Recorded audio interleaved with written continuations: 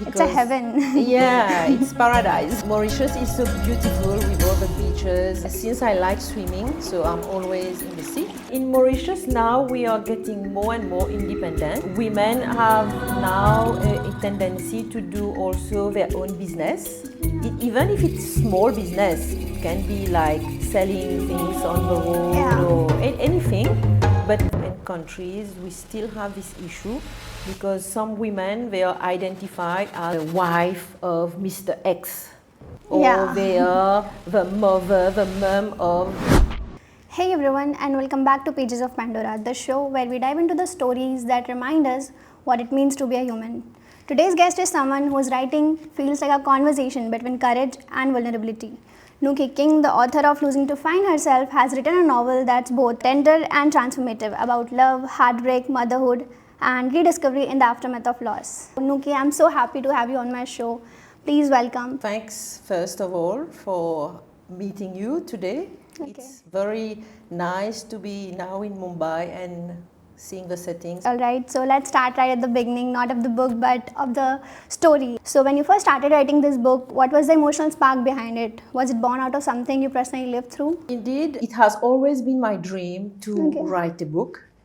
And seeing women around me suffering following separations, loss of their husband or issues with their kids, this gave me idea on how I can perhaps write some fiction novel, but altogether helping these women to become a better version of themselves after reading these books. Okay. Idea of helping women, where did it come from at the very first instance? I have always been interested in emotional intelligence. This is my motto, let's say, and even the books I wrote for kids. Emotional intelligence has always been the common denominator, and using this help people to get better and understand themselves and see how they can find solutions to their problems.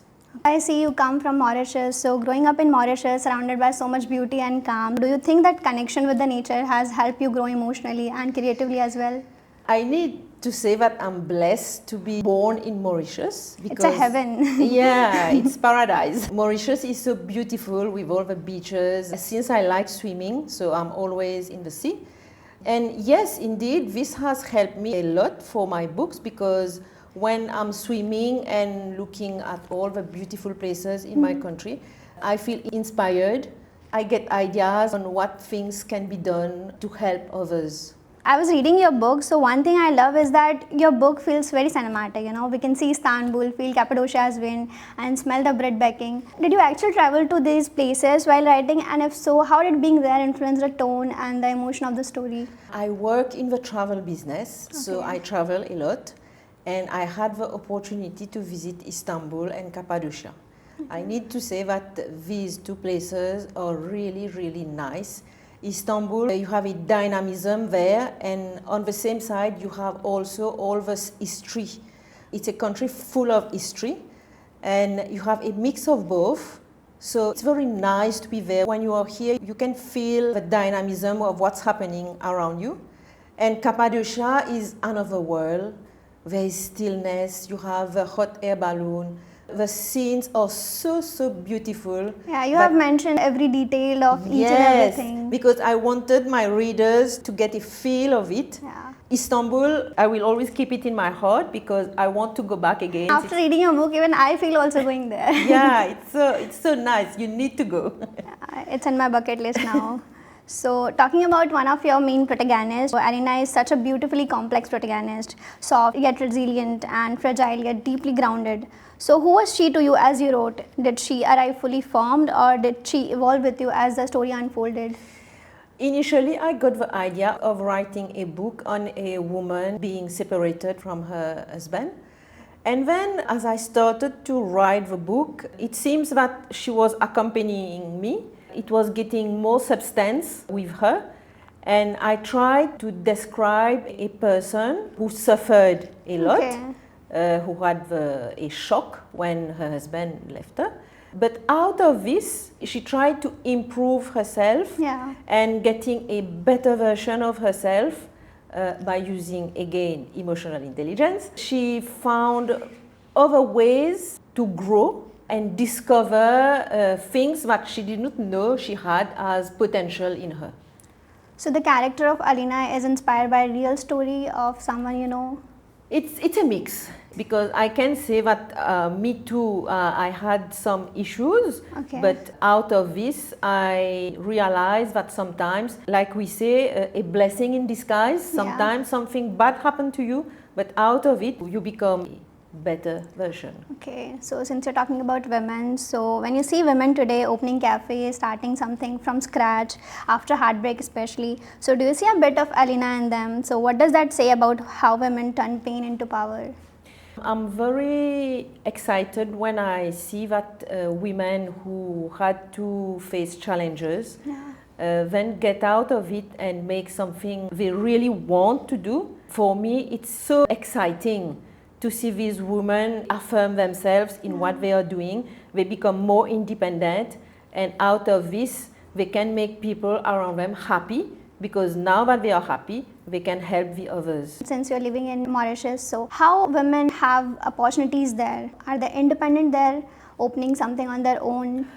In Mauritius now we are getting more and more independent. Women have now a tendency to do also their own business.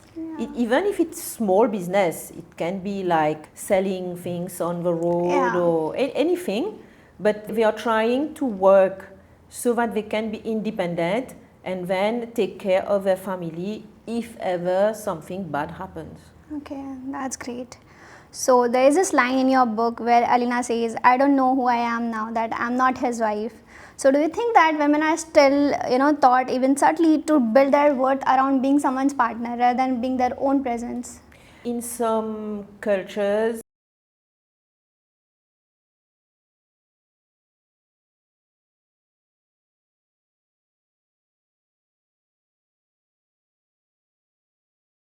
it's not a person on their own, so they are always linked to somebody else.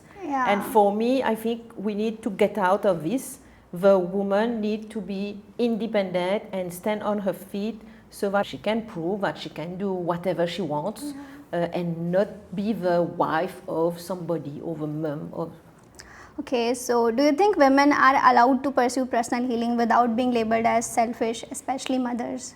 It is a tricky thing, because I agree that sometimes people, when they see a woman taking care of herself while she has kids or husband, we have a tendency to say, wow, she's not looking after them, she's thinking of her. But for me, my philosophy is that if you are not happy with yourself first, how can you take care of the others? So you need to love yourself first, and to be able to love yourself, you need to take care of you. When you take care of you and you're happy, then everybody around you will be happy. Because I think that from the very scratch, women are taught to look after for the family, look after for the children, but not for yourself, right? Yeah. Around, let's say, 50 or 60 years old, when they realize that they did not live for themselves, they just live for the others.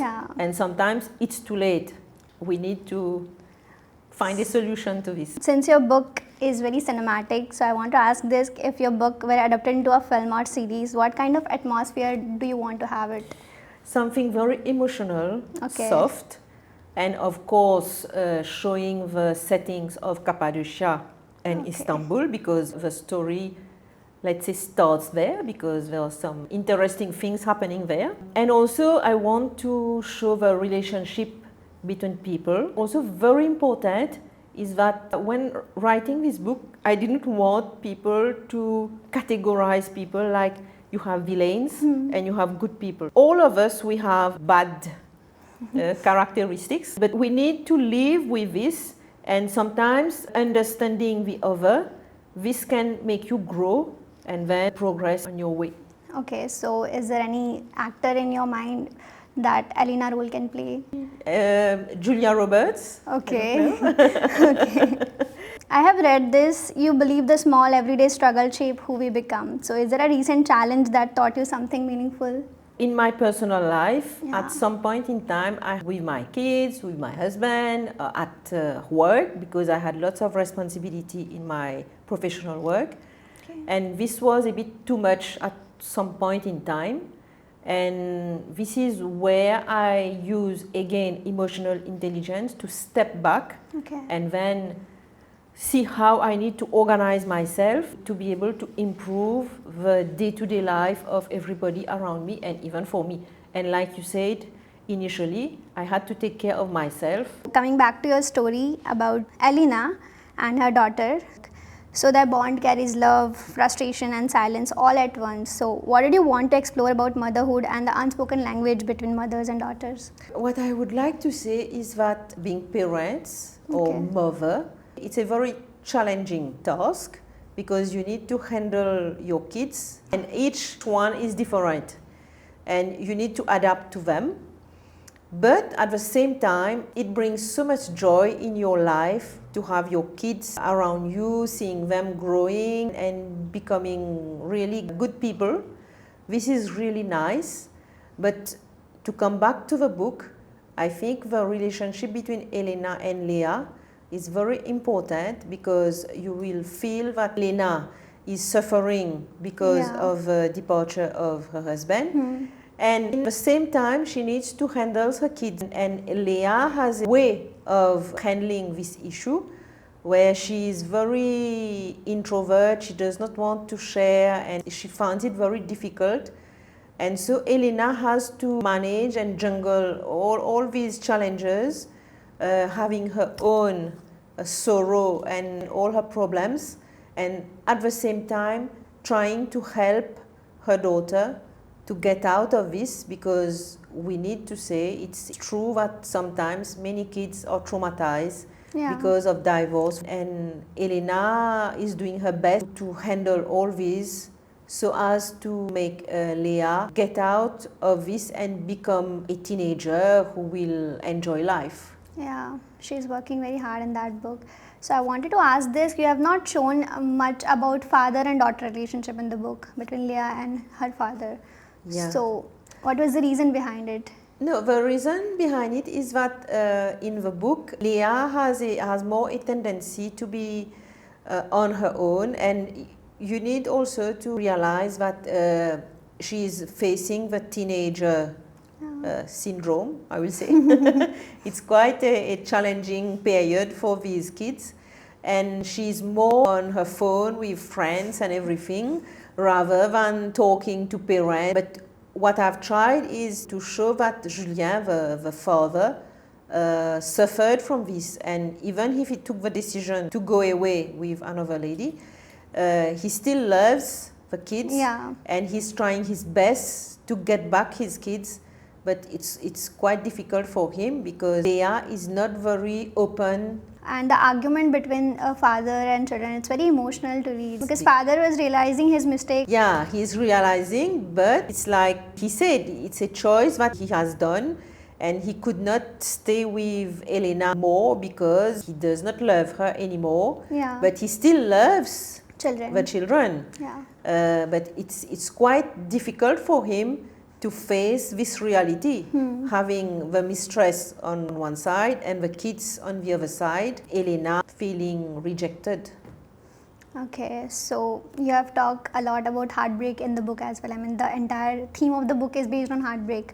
So while you were writing this, what was the emotion within you? Like, is it releasing or relieving? Let's say when I wrote this book, it was more about releasing all our pain and forgive all that has been wrongly done in the past, so as to progress and find better ways to live together. Because at the end of the day, even if Julien left, but he's still part of the family, and you can't just remove him from the plot because he will always be the father of the kids, and Elena needs to cope with this, and I think she coped the best way possible by finding solution and forgiving him so as to progress. While writing, what is the hardest part that you feel? Because your novel has divided into many parts, starting from Istanbul, and then she's opening her cafe, and then you have made the ending very happily, like all four of them coming together, and it's very happy ending. So what was the hardest part to write about the book? The hardest part was the relationship between the children, because this was quite tricky. Okay. And I didn't want the kids to remove their father from their life, because at the end of the day, he is the father and he will remain the father till their death. To write on this was a bit difficult. Okay. And then I think the growth of Elena, the transformation between what she was at the beginning and how she became, it's fantastic, because at the end she's enjoying life because she is doing something that she always wanted to do, but she put it away somewhere because there were other responsibilities and she was focused on the kids and the husband. We'll start with the rapid fire round. Coffee or tea while writing? Chinese tea. Morning pages or midnight sessions? Midnight. Okay, night owl. One word that defines your writing style? Emotional. A book that changed your life? Eat, Pray, Love. Okay, I'll add in my TBR. Hardest emotion to write: love, grief, or forgiveness? I think forgiveness can be challenging because people have sometimes difficulty to forgive. Yeah. But without forgiveness, you can't move forward. That's true. If your younger self could read this book, what would she say? Yes, you did it. Okay. And I'm so proud of you because this was your dream since early childhood. So you have dreamed of writing since the very childhood? Yes. I've written also books for kids and young adults, and this is my first fiction book. A song that feels like your book soundtrack? Fit You by Coldplay. Your guilty pleasure while writing? I like to eat some delicacies sometimes at night when I'm writing, and sometimes Indian sweets, because in Mauritius we have Indian sweets, so I like it. What is the Indian sweet that you like? I like the laddu and the besan also, you know, the round one. Coming back to the long question again. So you have lived inside the story for so long. What's next for you creatively? Are you working on another book, or are you giving yourself time to just breathe? Actually working on a second book.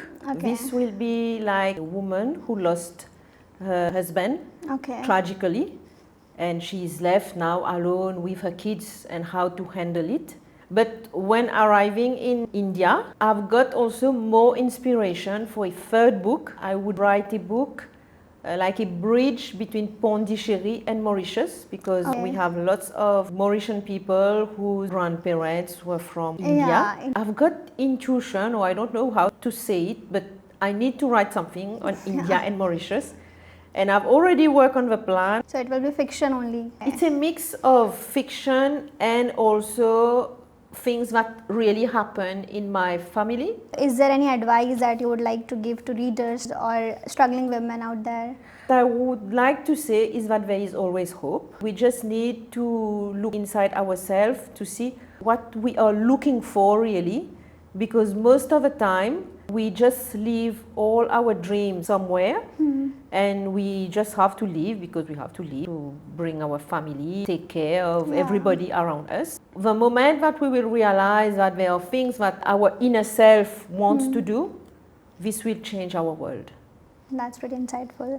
Is there any book recommendation that you would like to give to readers, that you have to read this one particular book in your life? For women who have issues, I think Losing to Find Herself is a great book. Also, I like the book Secrets and Eat, Pray and Love. And even part of film or the story is in India. So it's a lady who's been to Italy, India and Bali. It's a very nice book, and this has inspired me also. I will definitely add this to my TBR. And also readers have got the recommendation. So is there anything else that you would like to share with readers, audience? Let's say for people who like to read, this I think is the best way to distress. When I read book, I'm just in another world, and this helped me a lot to overcome sometimes a period of stress and everything. So for readers who like to read, yes, continue to read. Yeah, reading is one of the best hobby that we can have. Nuki, thank you so much for this conversation. It's definitely very insightful. Losing to Find Herself is more than a novel. It's a mirror to every woman who has ever lost something precious and somehow found herself again. And to everyone listening, whether you are in your own rebuilding chapter or just need reminder that you are allowed to start again, then this book is for you. You can find this book on Amazon, and you can also follow Nuki King on Instagram for more of her creative work. Thank you.